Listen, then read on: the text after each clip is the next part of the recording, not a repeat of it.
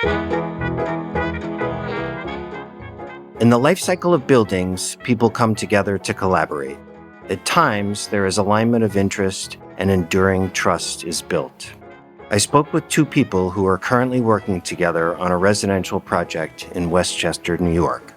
John Patrick Winberry, a principal at the Up Studio, an architectural design practice based in Long Island City, who says that he partners with collaborators who are open to give and take. Architecture can be so thoughtful. It can give back so much to the people that are inhabiting the space. And Brian Hyla, the owner of Apex Construction, who says that working as a team is the only path he knows to success. We want to be an extension of you, just like I'm sure you want us to be an extension of you as well. I'm Drew Lang, the founder of Brick and Wonder. This is the Brick and Wonder Podcast.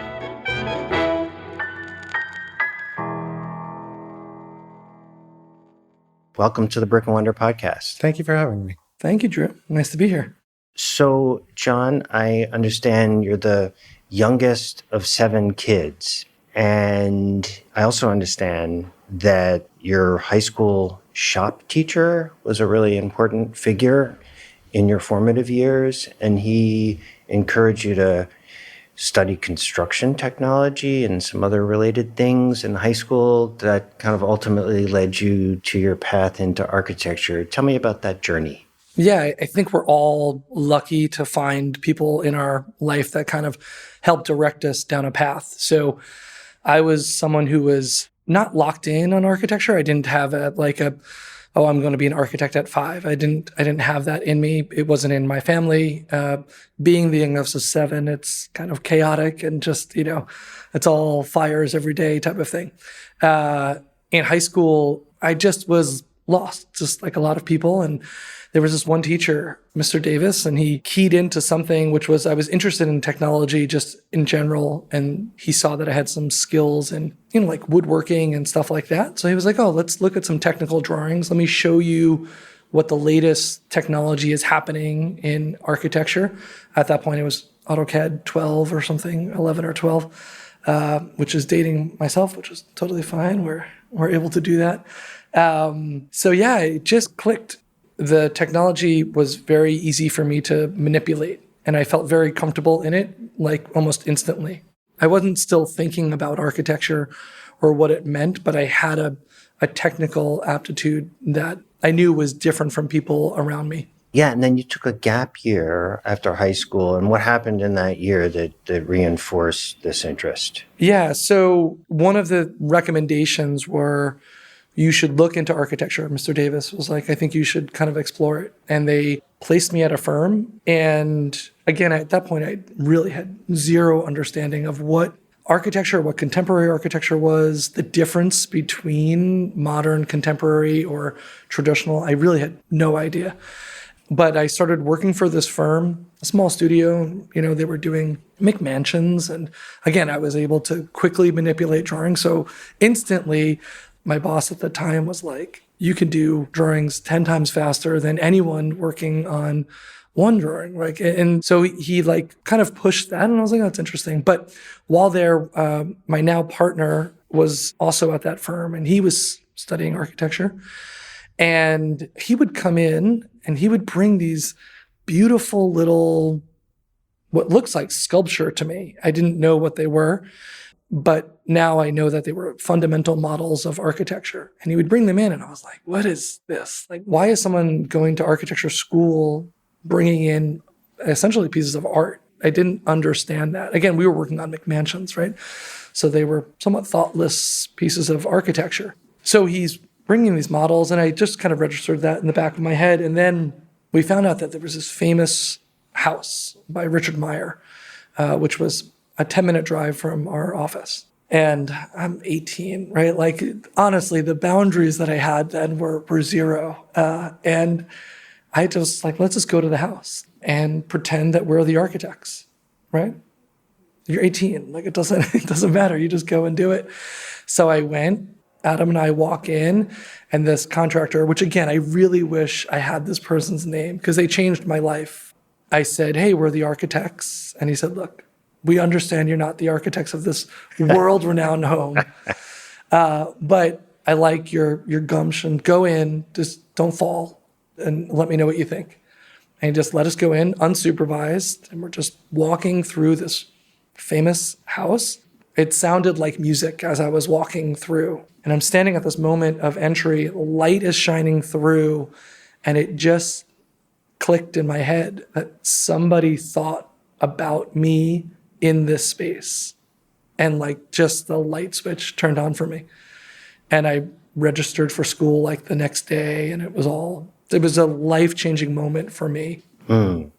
So, Brian, I understand you grew up with an uncle who was a craftsman, who worked on small buildings, and you started working with him at age 12. I did. And then you built your first house at age 17, and you really got the bug. Tell me about your early experiences in building.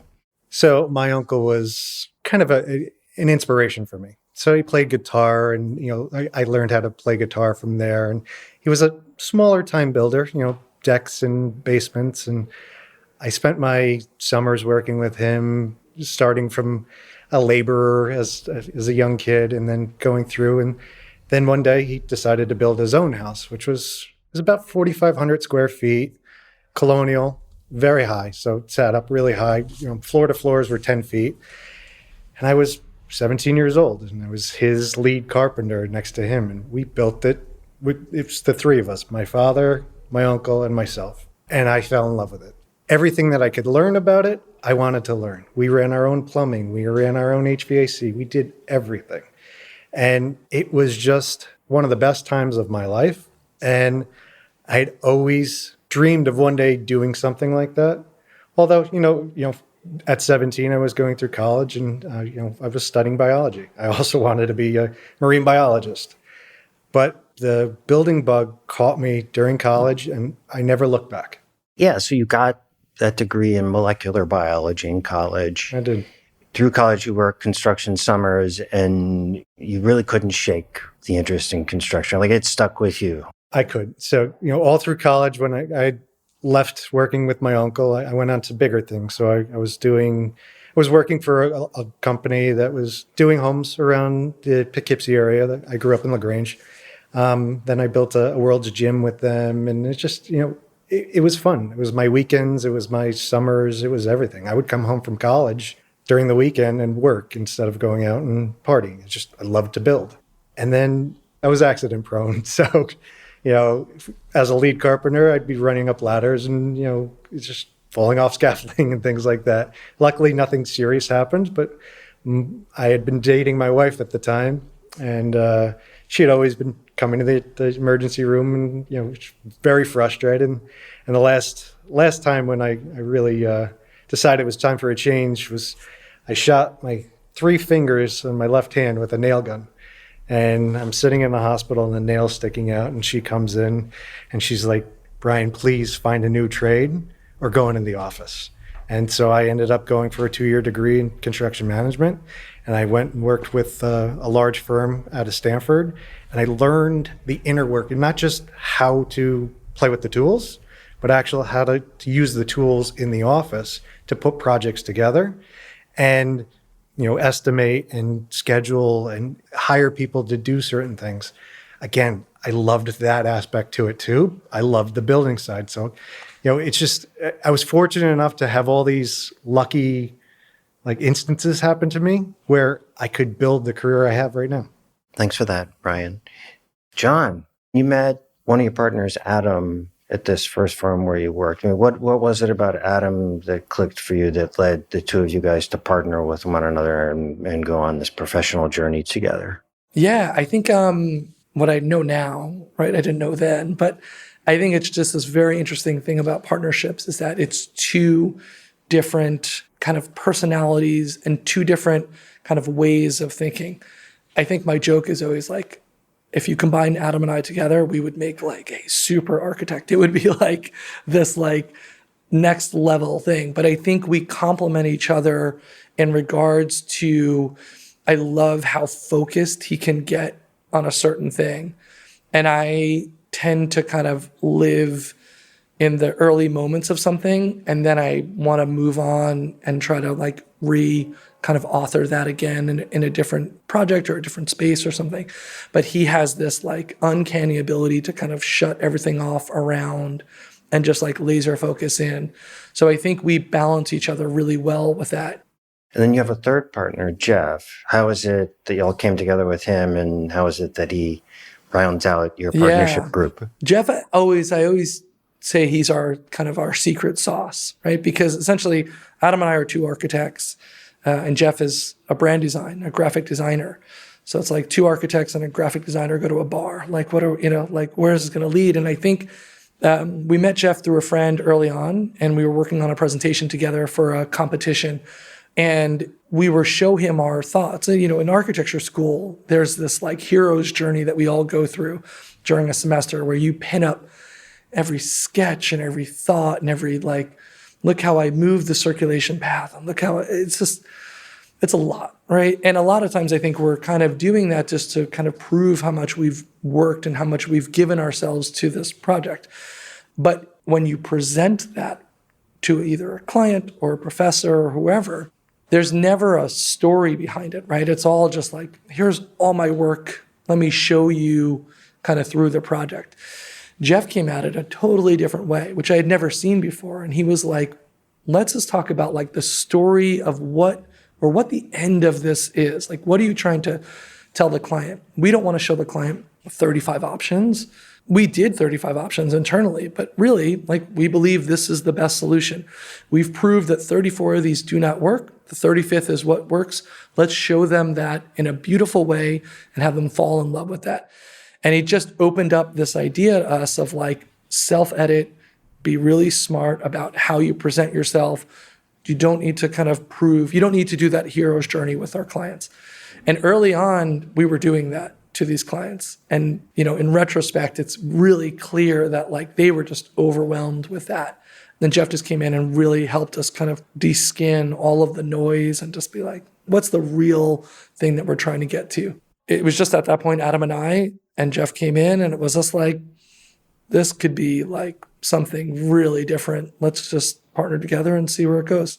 Great. So, Brian, tell me a little bit about the journey to starting your own general contracting company. So I spent 5 years with the first firm, and I came out of college. I didn't know what submittal was. I didn't know what a transmittal was or anything like RFI. We never studied any of that. So I spent 5 years with them, and I started as a project engineer, assistant project manager. And I was just so passionate about what I was learning that I was starting to develop my own kind of processes and different ways to skin the cat, to manage the project. So I ended up from an assistant project manager in 5 years. I was an executive project manager with them. Then I got hired by another firm, a Papa John company, which another mid-sized firm doing large. So we had just been exploding at that point from doing our first was a $50 million, 3-building, multi-use mixed family project in Norwalk. And I kind of took that on, and I told my boss, I said, listen, I got hired for the project. I said, I want to run this as a separate company. I want to show you what we could do. And we came in under budget, ahead of schedule, made the developers a lot of money, and it was a successful project all the way around. From there, I ended up becoming a project exec with them, and then essentially a partner, but partner with no equity. So I spent 13 years with them, kind of developing the pre-construction, I was head of the project managers as well. And I really loved putting projects together. I learned that the pre-construction, I loved that part too. So I really honed in on that. And I just had a baby about 2 years before I decided to go on my own. Actually, she was 5 when she came to me, and I was married to my job, right? So I loved what I did, and I was always at the office. I'd be there till midnight sometimes on the weekends. She came to me and she said, Daddy, why do I only see you when I'm going to bed or sometimes on the weekend? And it broke my heart. Absolutely broke my heart. So the next day, I remember going down to my town hall, my local town hall, and registered a company. I didn't know what I was going to do. I was figuring on just consulting from there because, I had all this knowledge from what I built pre-construction wise with these other companies. I've built some really large projects comparatively to the area. And I thought, hey, I could consult with architects or clients or builders. And I decided to do that on the luxury residential side as a non-compete. Never signed a non-compete. I just did it on my own, my own ethics. I didn't want to step on anybody's toes. So what I wanted to do was sit there and do a true pre-construction for projects to make them viable on paper before you went to builders and started asking for pricing. And it was very successful. I did that for architects. I actually ended up doing it for local builders in the area, and they loved it. Projects were getting done faster. So it was successful. Thanks for that, Brian. So in addition to owners, some of your really important collaborators are architects. And I understand you recently came together with John Patrick Winberry and the Up Studio team, and you're currently working on a significant project with them. Tell me about how you are working with him and what that whole experience has been like. So during COVID, I was looking into doing some development work. And I had reached out to John. I saw his work, and I thought his approach and his designs were great. And then we met through a Brick and Wonder, and I was like, wow, I'd just been talking to him, so we talked even more. And luckily, he invited us to this project we have in Westchester together. And he said, this is one of our pinnacle projects, and we'd like to team with you on this. And I said, John, I would love to team with you. And the way we like to work is just like that. We like to team with you. We'd like to be in early with you to do pre-construction. We'd like to kind of go through constructability reviews. We want to be an extension of you, just like I'm sure you want us to be an extension of you as well. And we had several talks, and I said, listen, I played sports my whole life, and working as a team is the only way I thought of success. And it's the path to success. And that's what I wanted to do. And that's how we've structured this together. So right from the onset, we have opened up that dialogue and that communication, and anything that arises, we have each other's cell phone numbers. We can call each other out of the blue, text, whatever. And it's that true collaboration where if I'm questioning something, or if his people have a question on a detail, not even this project, other projects, they'll call me up and say, hey, Brian, what do you think about this? Or how would you address this? And I think that collaboration, those open lines of dialogue and communication back together really help to build not only the team together, but us individually as well, too, because we all have our specialty, as I said before. I'm pretty good at building. You guys are really great at design and building as well, but there's a bridge there too. Like, you can leverage my knowledge, I can leverage your knowledge, and it just opens up that world so much larger. So this project in Westchester, it is significant. And it's one that we've never tackled before. We spent hours together on paper, on the phone, working this all out collaboratively to get to where we are right now. And we're actually building it, and it's coming together. I want to say flawlessly, but yeah, all that time we put together in the collaboration period is really proving to help out in the field. And that's how we want to do all of our projects. Yeah, I think we do what a lot of firms do when we're looking for CMs or contractors to kind of work with. We're seeing some firms that we love and be like, oh, who built that project? So Apex's name came into our kind of orbit a couple of years before we even met. And we really love the level that they're producing at. And then, yeah, just at a Brick and Wonder event, we kind of bumped into each other and I think just started chatting. And I put the parts together of like, oh, you're a firm that we've been kind of really admiring your construction of a couple of those houses. And we talked about the projects and, as we grow as a studio, that's our kind of, we're looking to these firms as North Stars of like levels that we want to get to, and to see how amazing that he was able to execute on those projects. It really felt like there was a comfort level kind of early on in those conversations of like, we know that you're building this unbelievable level of work. Like, let's talk about that. Like, How are you doing it? What do you need from the architect in order to actually kind of execute that level of work that we want to get to as a studio? Cool.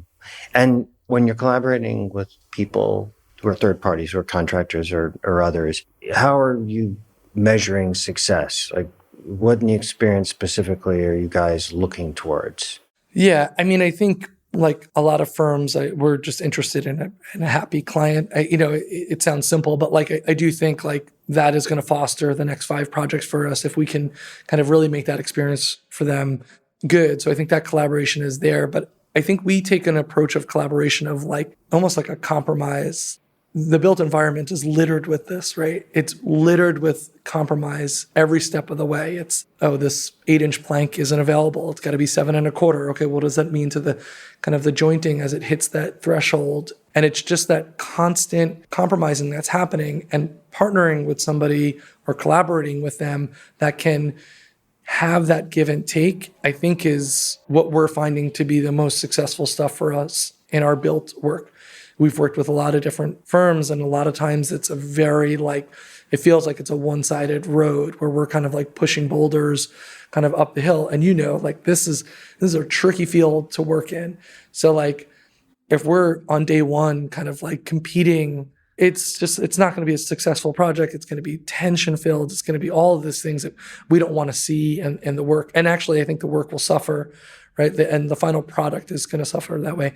So like when we can early on kind of see that they're willing to kind of like, there is a back and forth of like, I'm going to protect your design intent. However, can we take a step back and actually look at how you want to build that? Because I think it might be easier or smarter if we kind of float the floor, or if we think about it a different way. We've done it many times successfully. I can bring you to a project and show you, right? Like that type of collaboration feels like very exciting to us, of like, we're going to trust each other kind of down that path and make sure that we're looking out for the final product together. Mm-hmm. I think true collaboration and success in my minds is me being able to call you any time of the day, or we're working on a project together and we're hitting all our milestones and all of our details are thought out well in advance, and shop drawings are flowing, and I'm a real guy. I like to keep things honest and open and transparent. I want to be able to just come to you, and like I do this with John. I'm like, hey, this isn't going to work, or I really need this today. Please get this to me. And it's those relationships that we've kind of built over, I mean, it's been 4 years now, that I can say, I really need this. Can you please help? And he does that for me. Yeah. So that's the framework. Your method in a collaboration getting to success is bring forward the hard questions, which are coming up on a regular basis in a construction project, and working through those problems together with your collaborators. If you're able to do that successfully, you're going to get to a successful outcome. Where you're experiencing difficulty, the collaboration's compromised. Is that right? Yes. And when it is compromised, my job, the head of the company, is to basically rebuild those. And that's what I strive to do. Sometimes relationships go sideways, and it's my job to dive in and resurrect that, because we all have to work together. We all have to be successful together. And I want to build that ongoing collaborative relationship stockpile. Mm-hmm. Mm-hmm. So speaking about the ongoing and looking to the future, you mentioned the notion of leveraging relationships. Mm-hmm. Talk to me more about that. When we're building these relationships, I'm not just looking at this one project. I'm looking towards the future. And the more we can collaborate together, the more we can be friends together. Let's call it what it is. We're really building a friendship, a relationship there. I know that if I'm ever in a pinch, I can call on any one of those relationships, any one of those, collaborators, and say, hey, can you help me out with this? So I strive to have that war chest of collaborators, because our industry is so small, even though, it's so big. I mean, the city's gigantic, but we all pretty much know each other. We've heard of each other, So that war chest I have will help us be more successful in other projects and get out of tight situations. Yeah. Is it so simple that it just boils down to like, we work really well with people that like can foster this connection. It should be super professional. We're stewards of a client's significant financial investment in a house or in a project. So like it needs to be very calculated in how we measure that. But in the end, dealing with somebody that is you've dealt with before or that you feel very comfortable to have a very honest conversation, I think leads to some really beautiful results in the project. I think what we have found is that like we need to rely heavily on an experienced hand to help us bring the projects to the level that we know that they can get to. And we really need that like trust in those people. And I think that trust is built over a couple of projects. Even like sometimes we like the idea of working on something a little small with somebody first, kind of get our feet under us, how we're going to kind of connect together, how we're really going to like react to each other. I do think that leveraging for our studios is very, very important. Leveraging the trust that we can have a very honest conversation of like, hey, we haven't done this detail yet. Like, have you? And if you have, how have you done it successfully that it doesn't crack or it doesn't like kind of bend over time or the client's not going to be happy with it, what it aesthetically looks like at the end. So that's really what we want to kind of like take advantage of as we go through it. Mm-hmm. So tell me about a really big setback that you've experienced and what it looked like when you went to a colleague to help you get through that situation to the other side. So we had a project in Connecticut, and we decided to build this deal off of shop drawings. And instead of doing field measurements to try to gain some time on schedule. And it's a gamble, you know, it was tight because of height limitations and you know, tolerances on walls and things like that. So we ended up going through and getting the steel, and then when it showed up and we started erecting it, it was 2 inches too high, maxed out our height limitations. So I called in all my favors. I called in my favor with the architect, with the engineers, and my subcontractors. You know, if you treat your subcontractors right, they're going to help you out in a pinch. We found this out on a Friday, always on a Friday. Found it on a Friday. We collaborated together because of the relationships that we built. We worked Friday night, Saturday, Sunday. Monday morning, we had a plan. Tuesday, they were taking the steel back. Wednesday, I had it back on site. So what would have cost me probably a month delay cost me 2 days. And it was everybody pulling up, you know, the bootstraps and saying, all right, Brian's in a pinch, let's help him out. And I bought everybody dinner. Like we had a good time after that. But these people gave up their weekends with their families. My subcontractor, like he had a crane on site. He took everything back to his shop, fabricated everything back, brought it all back. And, you know, it wasn't the entire project, but all the columns and all that kind of stuff had to be shortened. And there was a lot of them. And his crew worked night and day as well, those couple of days to get it done. That's heartwarming to know you have people that can have your back like that. Yeah, you have a great story to tell now. And I bet those relationships are closer. Still have them with these colleagues. Yeah. Drew, no setbacks, rocking and rolling. This is the smoothest process ever. I mean, the built environment is a fun world. The biggest shake for me professionally was we always thought like, let's just get one like really special home done. Let's get one. And like we did a bunch before it, but then there was this one house that's like it's our house. We still get tons of phone calls on it. It's called our Harbor Hideaway House. And it's just like, it's like the moment, right? You get the right client, you have the right budget, you have a builder that's willing to kind of take you there, right? Project came out great. It still gets press. It's just an amazing project for us. Naively, in my mind, I thought we just need that one. And then it's going to be smooth sailing all the way through. And this isn't just in professional life or architecture. This is just like in anything that we try to accomplish.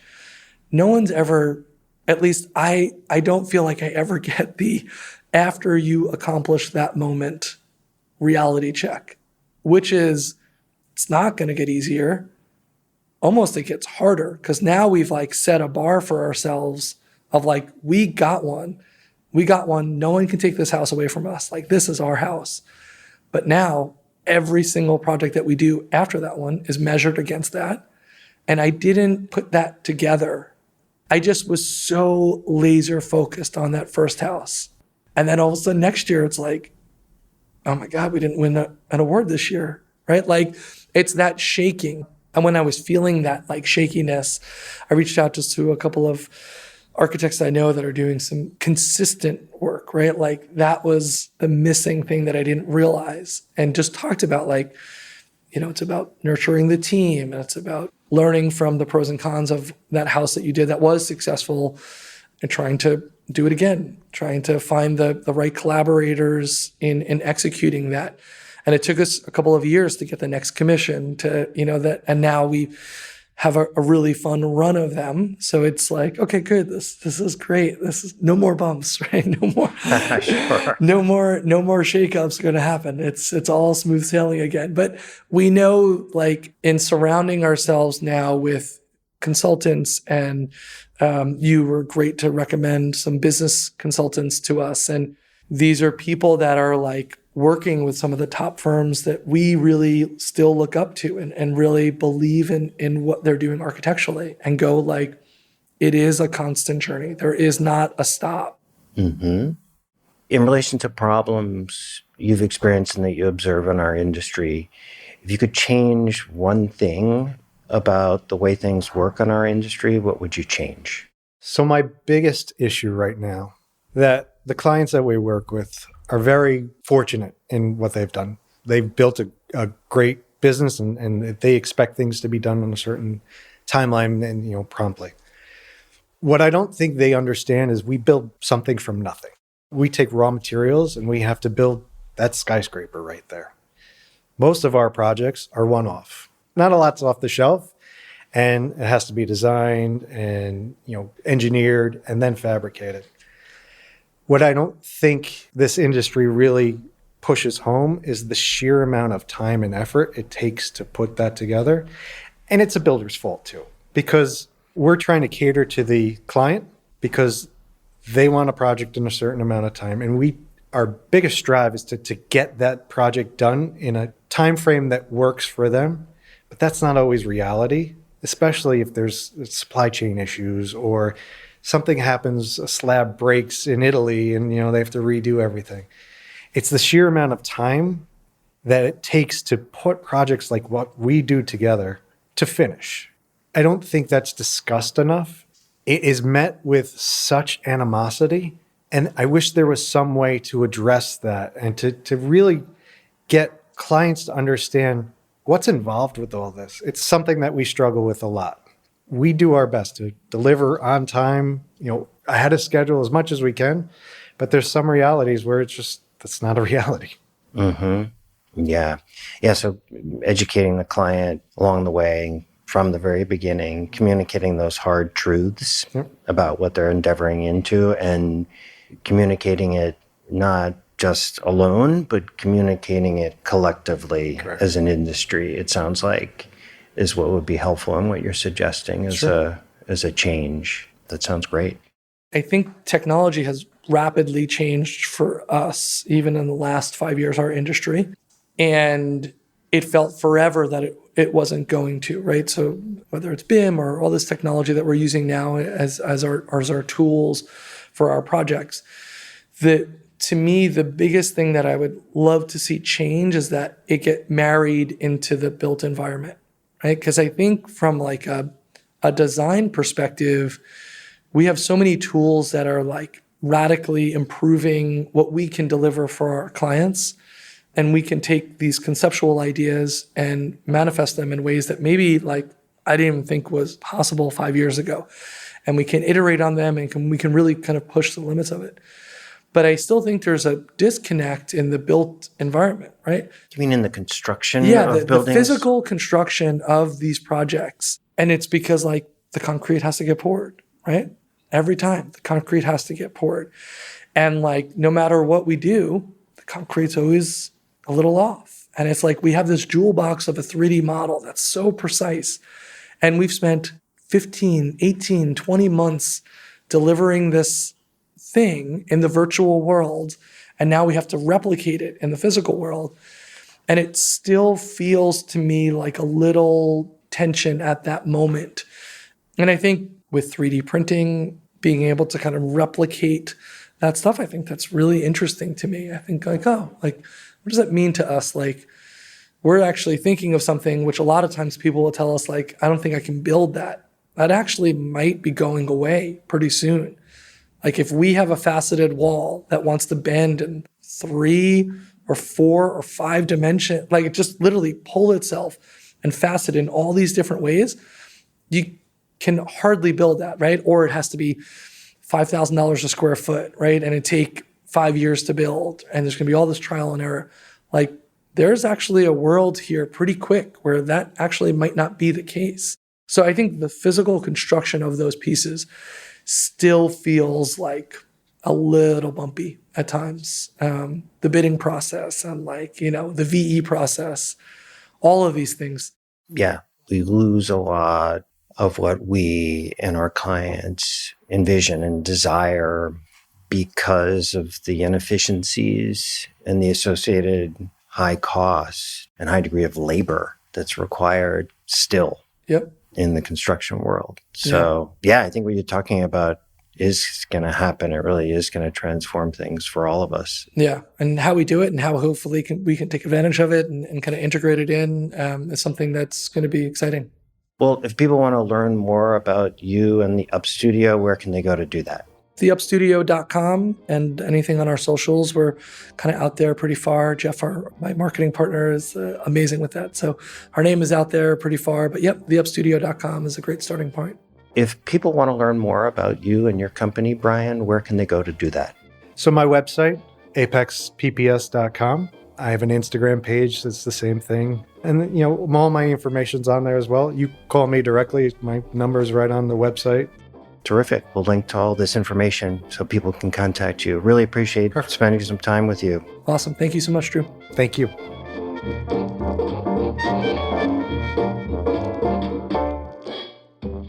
That was John Patrick Winberry, a principal at the Up Studio, an architectural design practice based in Long Island City, and Brian Hyla, the owner of Apex Construction. Their Westchester project is currently in construction and slated for completion in mid-2025. Thank you so much for joining us. This episode was produced by the team at Radio Kismet, including Christopher Plant and Justin Berger. The production and editing staff also included Brick and Wonder team members Ed Thompson and Carrie Potter. I'm Drew Lang, and you've been listening to the Brick and Wonder Podcast.